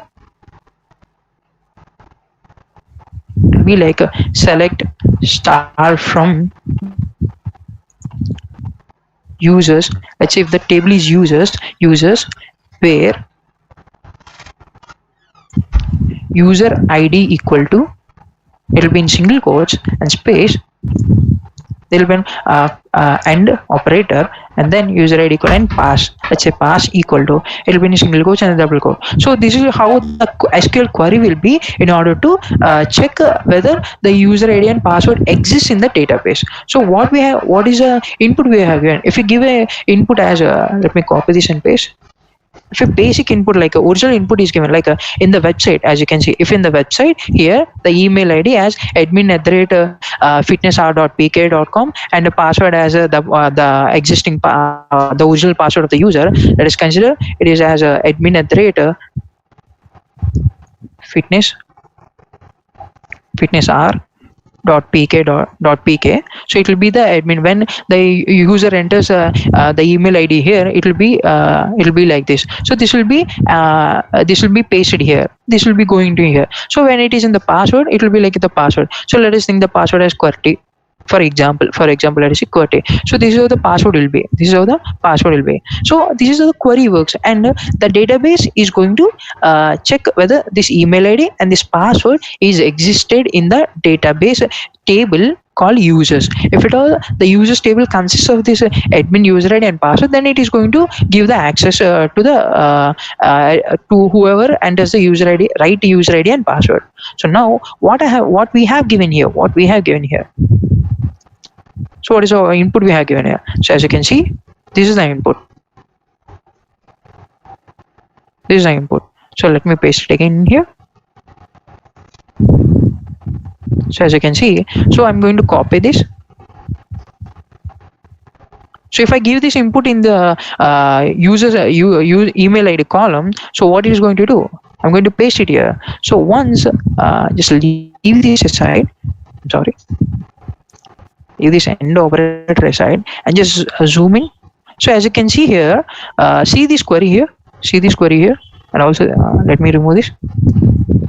So compare both of these. So you can see user ID. So how it is user ID, single quote single and password single quote single. So it is, this query is just waiting, and if consider if this query is exactly what you say executed there, it will find that whether the statement is true or not. It will find the end operator says whether the statement like select star from user, where user ID and password, that means there should be user ID and also the password, the both should be available there. And when this statement is true, then it is going to give the access. The database server is going to say that it will return a value that it is true, it is available and all. So other with the return data and all. So that is what happening actually. So now what we have given here, I have given that, as you can see here. So this is the output. This is the input I have given.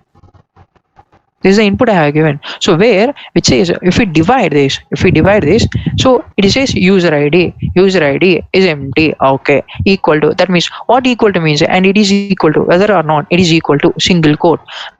That single quote says that again equal. I gave it equal to. It means both are equal. That means user ID is true. User ID is true. Where? Because I have given a single quote there, where already it exists another single quote. That means, so user ID is equal to user. That means it is empty and it is true. The statement is true. And also we have a clause called or. Or means it says either this or that.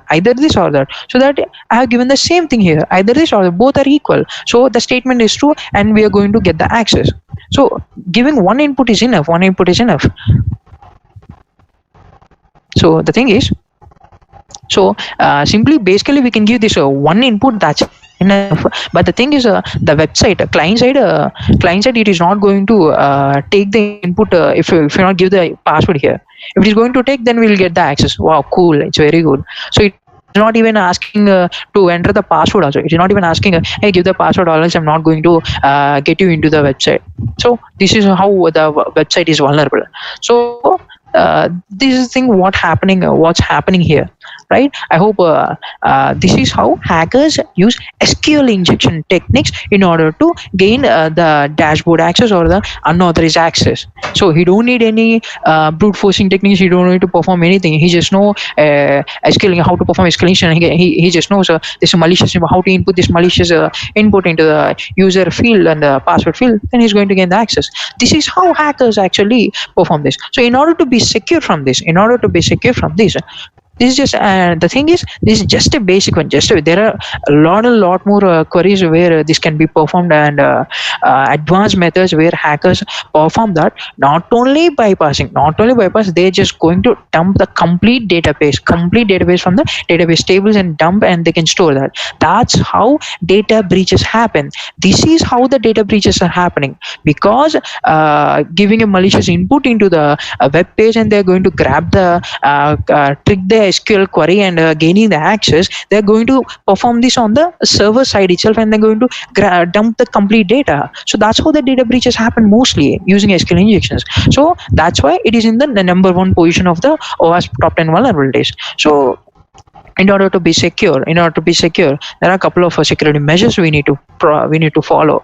The thing is, one, first the website developer, whoever it is there, he just needs to perform user input validation. He needs to make user input validation. So he needs to check whether what kind of input the user is entering. He needs to validate whatever the input the user is giving. So if at all he is giving like a single quote equal to, he needs to eliminate that when the request is sent, or else he should not give the permission to at least type that. We have some JavaScript exargs and all, where we can restrict the user to give the input into that field also, input field also. We have those kind of regular expressions in the JavaScript. We can use JavaScript to restrict that.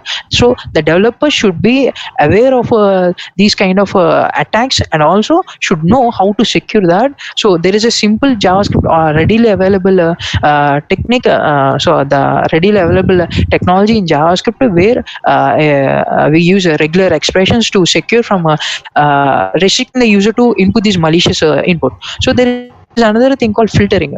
One is let me write it. One is regular expressions in JavaScript. Another one is like there is another thing called where we say user input validation. We say it, let me write it as a user input validation for you. User input validation. So user the input which the user is giving should be validated first, and then only sent to the website. And also this should not only be validated on the client side, but also the server side. So server side also the input should be validated, then only this attacker is not going to give the input to that particular server and all. So that's how things happen. And also and that's just a bottom line. There are other couple of security measures. So now coming to the next one is broken authentication. So the authentication is broken. That means where it may be related to the sessions the server maintains. It may be related to the passwords. The passwords. Let's say simply, if the password, the developer develops the website and restricts the users in such a way that the password should only be 6 letters. It should be numbers, not alphabets, or not special characters. So it is only six digit length, and it should be only numericals 0 to 9, and only 6 digits to the password. While registering, I'm talking by registering. So it will be very easy for the hacker to perform brute force and find all the all the passwords of the users existing in that. As we seen yesterday, like where we can hunt in the hunter.io, where we get all the email IDs of a domain. So hacker is going to perform that information gathering technique to find all the emails, and when he got all the emails, he's just going to perform this brute force attack where the password is restricted to only 6 digits. So 6 digits is not a big number for a hacker. He can perform brute force on that. He can simply gain the access to that. So this comes to one of the broken authentication. So broken authentication is where the application is not managed properly regarding the authentication processes and authentication techniques and all. So that it may be mistaken, or it may be by default. It may be the default configuration also. So or the temporary or permanently. It should be the session tokens which are generated by the servers, the passwords which are given by the administrator, the restrictions of the passwords while registering the website, and the keys, private keys for the websites where someone is opening a website, someone is accessing the resources. We know in cryptographical analysis, cryptography, we have private keys and public keys, and the private keys and public keys, they should be very strong. They should not be weak cryptographical algorithms and cryptographical ciphertext and all. So if it is the weak algorithm they are using in encrypting the data, then it will be very easy for the hacker in order to perform that. There are even there are other ways where hackers can find the plain text of the back of the cryptographical values and all. So this is what broken authentication is, where the application has flaws and vulnerabilities, and the application development was not perfect for the authentication process. It may be on the session side. It may be while maintaining the passwords, or the registration process, or the logins, or maintaining the session tokens, or by giving the session IDs to the website, or storing them locally on the web pages and all. So that is what broken authentication. So coming to broken authentication, what kind of security measures do web application developers need to take is like they should check every time whether they should restrict users input, as you can see, as we have seen here, like giving the user input, they should validate the user input before the user gives, and also they should check whether let's say the session IDs, when generating the session IDs, if at all you open a website, let me show you. If at all I open a website, this is a website, I'm opening the inspect. So every time when you open a website, will be assigned with the session ID. Every time you open a website, will be assigned with a session ID. Once we log in, that session ID will be removed, and another new session ID will be assigned to us, and that session ID is validated session ID, and that session ID is authenticated authorized session ID. When we log into the website, we are going to have a session ID where it is the validated session ID, and it is the authorized session ID in order to access all the resources of that particular website. If at all I say if at all I say if I open Facebook and log in there, before login I'll have a session ID, after login I'll have a session ID, and if I log out of the Facebook, the session ID will be removed, where session ID is the authentication and authorized token where we can access the resources. If I am not logged into the Facebook website, I'm not able to access any profile, or I cannot fully access fully see any Facebook resource. Like maybe I cannot chat with my friends and all. I cannot see the friend request which I got into my Facebook account and all. If at all I need to access my resources, I need to log into the Facebook. I need to give the user ID password. When I give the right user ID and password, I'm going to get a session ID generated with the Facebook web server, and it is stored into my web browser. And whenever I give a request to the Facebook that I want to chat with my friend, and I open a chat box, a HTTP request is going to the web server. A request will be going to the web server with this session ID, which is authorized. I don't need to give the user ID password every time. The session ID will do the work for me. So the thing is, if a hacker finds a way to find this session ID or grabs this valid session ID, he's going to gain your he's going to have the same session you have. Authorization. He don't need your user ID password. He just needs your session ID. That's enough. He's going to gain all the privileges you have. So we'll see that later. And so how that is stored in our website. Let me show you how the session IDs are there. So if I open, I'll close it and show you again. If I open a website, right click on that and click on the inspect element. You can see the last option is inspect. When I scroll, I have this tab. In this tab, you can see this is the tab where elements, console, and everything is there. Just click on application. So I'm using a Chrome browser. When I click on application, there you can see a column called storage. In that I have a storage. I have an option called session storage, and it's giving the URL of that particular website. And also there is another thing called cookies. So cookies, I think everyone is aware, but let me tell you what cookies are. So cookies are the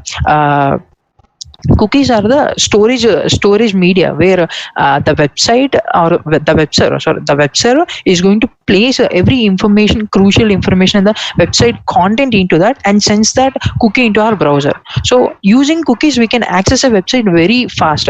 So cookies are developed only to access a website very fast, rather than opening the website or waiting for the web server to send all the HTML, CSS, JavaScript pages which are of 10, 20 MB, 30 MB, 40 MB. Sometimes the web pages are around 125 MB. That much of data should be every time sent from the web server to the client browser. It takes a lot of time. It takes a lot of bandwidth. It takes a lot of mobile data or the internet data. So if at all they came up with a solution called cookies, where the cookies will have a copy of that particular website content and stores in our browser. So the same way, so that next time when we visit the website, all the HTML content will be available in our browser only the authorized tokens or the session tokens, whichever we need, will be requested to the web server. When the web server will find the request as validated, like the user ID password, then it is going to generate a new session ID, and it is going to send it is going to assign that session ID to a cookie, and it is going to make a copy of that cookie, and that cookie will be sent to our browser, and that cookie is stored in the application session storage here, as you can see here. So this is the cookie regarding this website fitnessr.pk, where I have the session ID, as you can see. And here this is the PHP session ID and other data which is sent by the web server in this cookie. As you can see, this is the session ID of this website before I'm logged in. So let us see after login how it will be. So if I give this malicious input, also it has a broken authentication where the hacker can give malicious input and bypass the authentication. So I have bypassed the authentication, I got the access. This is also one kind of vulnerability. So the user should maintain some user input validation here. So now let's see the session ID how it will be. So as you can see, it has changed. That means every time every time I open a website, I'll have a session ID, but it is not the same session ID after login. So the developers should maintain the session IDs in such a way that before login it should be one session ID, and after login it should be another session ID. And once the user logs out of the website, that session ID should be expired. That session ID should be expired, and it should not be used again. So that's how the web developer should be securing their website. If at all the session ID is not expiring even though you are logged out, and the hackers are having access to your cookies and finding your session ID, or they're generating some session ID for themselves from brute forcing, and they open this website, they'll get your access. So the thing is, maintenance of the session is what will make you secure from broken authentications regarding the password management, regarding the maintaining the cryptographical keys, private keys and public keys, and regarding the session tokens which are generated and sent to the website and all. To open this inspect element, just right click on the website, right click on the web page, just you will see that option called inspect, and the shortcut is, you can see that control plus shift plus I, you need to click them parallelly. So you can click on inspect and you can see that you need to click on applications. You see, click on applications, and you will see the storage. In that storage you'll see session storage and cookies. So nowadays every website and web server, they are storing the session IDs in cookies. There is another vulnerability where the session ID is stored in local storage. You can see the sessions are stored in local storage. That means the session ID is stored in our computer and somewhere in the hard disk where this application is stored. So basically, if at all the web developer develops the website in such a way that the session IDs will be stored in the local storage of the web page, that means every client in every system will have its own session IDs stored in the hard disk of the user. Consider if a hacker has a physical access to your system, even though you log out or whatever you may do, he has a physical access to your system, and he's going to grab these cookies and he's going to copy them and load them in his own web browser. So he'll have your access, the authentication access, without any username and password. So the developer should maintain the session in such a way that they are stored in cookies, and that session IDs, whatever the session IDs are there, they should be expired in a moment of time. Let's say before login there is a session ID, after logging in there is a session ID, and they should be expired. Even though, let's consider if the user forgets to sign out, if the user forgets to log off from the website, the session should be expired within a couple of minutes or couple of hours. So in order to be secure, the session ID should be expired. So the developer should make sure that the session IDs are expired. So this is what broken authentication is. Now moving on to the next one, it is the sensitive data exposure. So sensitive data, what kind of vulnerability is this? So let me tell you, we have a website consists of a source code, a website consists of URLs, a website consists of a lot of data regarding the web, let's say the servers, the endpoint servers, let's say paths and all. So the thing is, inside any API or inside of any let's say any source code and all, there should not be any sensitive data, or by mistakenly the developer should not the developer should not just store his website's backup in the web browser, in the website's folders only. So as there are some developers where they store their backup of the website in their URLs only, like that means in the client side access only. See, if at all a attacker is finding all the URLs that are available in the website, available in that particular website or the domain or subdomain, and he finds a URL saying that website.back or website.db, so he's going to just download the website and he'll have the backup of the website. So that it's called as sensitive data exposure. That website backup is a sensitive data, it should not be exposed, and the developer should not back up the data and store it in the website which is accessible by the client. So this is what we have to do. So so tomorrow the session will be for 2.5 hours. We have a lot of syllabus to complete. So tomorrow it will be 2.5 hours. So make a note of it. Tomorrow it will be 2.5 hours. Okay. So fine.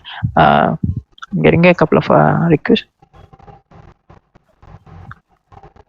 PHP session ID, Mr. Raju is asking like, is PHP session ID only name for finding session ID, sir? No, PHP session ID is assigned by the developer for the web page, because that is developed in PHP technology. It has been PHP SESS ID. If at all it is developed in Java or JSP, it will be JSS ID. If at all it is developed in .NET, it will be ASP ID. It's not it is not restricted that if at all it is PHP, it will be PHP session ID. They can modify it. It depends on the developer. So you can open that you can see that in the inspect element applications in the storage and session ID, then it is okay.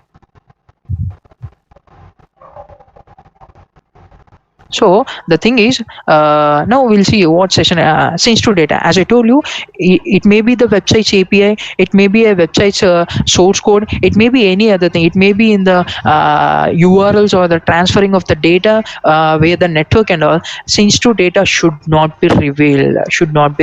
Attackers steal your data. Attackers can modify the data. Attackers whatever the data it may be. So let me tell you. Let me show you an example. I'll show you a website where there is a shopping website called yepme.com, which is a shopping website, it is in a protocol, a website with a HTTP protocol. See, I'll just show you. I'll open this, I'll copy this, I'll paste it in the notepad and show you. So when I paste it, it's going to show me the URL, right? So when I click on paste, so it is showing that it is a HTTP page. It is a shopping website, e-commerce website, and their website and the domain is maintained in a protocol called HTTP, which is an insecure protocol. So we know what insecure means. It is not secure. So that means whatever the data that is traveled through the HTTP request from the client side to the server from this website or for this host, it is going to be in plain text, not encrypted text. It is not HTTPS, it is HTTP. We know what HTTP and HTTPS are. HTTP is called an insecure protocol. HTTPS is a secure protocol, where in HTTPS protocol, the website is going to encrypt all the data which is traveled to this website, web client, website browser to the server. So whatever the request is going to this target web server, it will be encrypted if at all it is a HTTP website. If not, the content will be traveled to the in a plain text. So as you can see, there is an option called login here. If I click on login, so the user ID and password which I give here and click on sign in, and this request will be travel from my browser to the router to the networks. As we know, the trace path to reach the target server, there are a couple of networks. This data should be traveled, and this data, which is the user ID and password, even though it is here in dots, it is in a secure part. When it is going through the network, it will be in plain text. It will be completely in plain text, and anyone in the network can see that. So the sensitive data is exposed. So if at all I log in and I go buy, I go some add, I take some items and add to my cart, and I'm going to do some my payment, and in that payment, so definitely we're going to give a credit. If it is my credit card, I'll give my credit card details. If a debit card, I'll give my debit card details. So you can say this is an HTTP website, and there is a hacker in my network. I'm going to do some payment and all. I'm going to give them the credit card details and the payment amount and all. I'm going to do the payment, and done. The hacker is going to have all the credentials, all the credit card details, or the CV numbers, or the OTP number, everything. So done. All my amount will be in his hands. The hacker can have access, right? So this is what sensitive data exposure is. This is how it happens. So no, it should not be. So the basic, very basic security what a web developers should any company should make is they should maintain their website in a https protocol, not http. They should not maintain that in http, because the sensitive data will be exposed. It will be a threat to every user who uses, every user who registers, signs in, or make some payments and all. So it should not be that. And also there are some source codes which reveal the administrator URLs, administrator dashboards, administrator all the URLs in that, which is also a threat to the website and all, which is also a threat to the company. So yeah, someone is asking like, so though it is a HTTPS, sometimes it is vulnerable. Yeah, it is also. Yes, I'm not saying that if at all it is HTTP or HTTPS, it will be secure. If at all it is HTTPS, it is secure. I'm saying that first security is that they should maintain in HTTPS. By maintaining it in HTTPS, whatever the data is going through the network, it is going in encrypted format. So if at all they use HTTPS, that means in order to get HTTPS, you need an SSL certificate. And that SSL certificate should consist of a very strong cryptographical algorithms. If it is a weak cryptographical algorithms and all, that's enough. Even though it's HTTPS, it's not a big matter. And also there are some other kind of vulnerabilities where we call it as a protocol downgrading. We call it as protocol downgrading, like a protocol downgrading, where downgrading of the protocol from HTTPS to HTTP. Protocol downgrading. So it says that even though it is HTTPS, I'm going to convert that forcefully into HTTP. So even that is also vulnerability. So if you are having HTTPS, it's not a matter. You should make you need to maintain some other security possibilities. And some are saying that, but most of the government websites are not updated SSL certificate. What happened to them? Yes, of course, the same thing. The hackers, whoever there in the network, they're going to have this sensitive data. We cannot do anything. They should be, whoever developing the website and maintaining the government websites, they should have minimum common sense that they should maintain that in a HTTP protocol, not in HTTP protocol, right? Okay, so I hope you understood what sensitive data exposure is. Now we'll move on to the next topic called XML external entities. So coming to XML external entities. So XML, if you all are familiar with XML, it is also a language like a markup language, or one of the markup languages, where in this markup language we can we can have our custom tags and custom markups and custom tags where we can input our data. So most of the time XML used to store the data. XML is used to store the data in the databases, and XML is also used in for web technologies, where the data can be stored as databases, and how the data, and also these XMLs are used to transfer the data from one technology to other technology. If at all it is PHP, it can be the converting that data to using some storing that PHP technology's data in the XML, and that can be converted to some ASP.NET. You can convert that data. So XML has provided a lot of advantages for maintaining databases, converting the databases to one technology to other technology. So while maintaining or storing the database into the XML XML queries and all, XML queries, there are some XML XML queries where the input of the XML queries can be modified and perform which lead the hackers to find the internal file sharings of the targeting server which is existing in that server, some other network. You can find internal sharings, file sharing in that network, a remote network. You can find the ports which are available in that device, and also the net devices in that network. You can also perform remote code execution where from this from client side website he's going to give the XML malicious inputs, and he can perform some OS commands on that target server, and he's going to perform some malicious activities, malicious he can give malicious inputs, so that that server will be remotely connecting to the hackers malicious server, and all the data from the target server will be dumped to the malicious hacker server. He can even do that using a remote code execution. And there are also devastating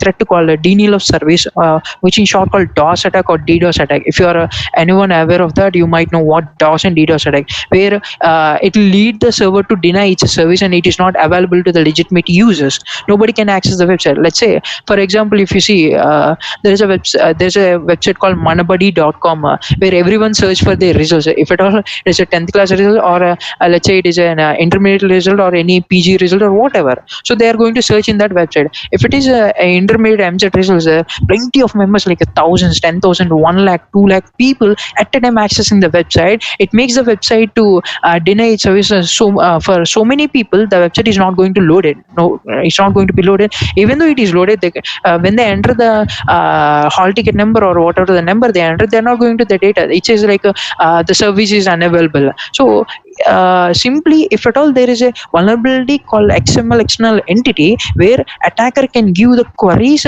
which are given in the XML entities from from the user input itself, and he is going to execute that from the client side, and this XML query is going to be executed on the client side, and it makes the server to deny its service without those many 1 lakh people accessing the website. It takes one simple query, one simple malicious query of XML to make the service to deny. And also using this XML, because the query will be directly executed on the server side where the documents are, the sensitive documents are, those can be extracted, because whatever the input you give is going to be executed there directly, and the output will be coming to the client side. So attackers can have this data. So because of a poorly configured XML process or XML parsers, so which parses the input XML input from the user end, because of those poorly configured XML processes and the parsers, these external queries are executed on the client side.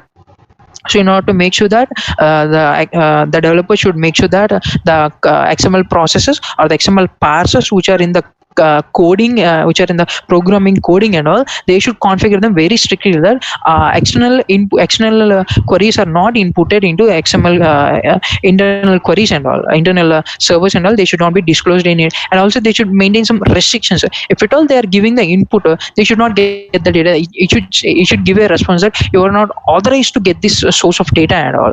So that is how these OWASP top 10 vulnerabilities are, and I hope it's a lot of time now. I'm stopping this and we'll continue tomorrow. So if you have any queries, you can ask me. I'll be available for you.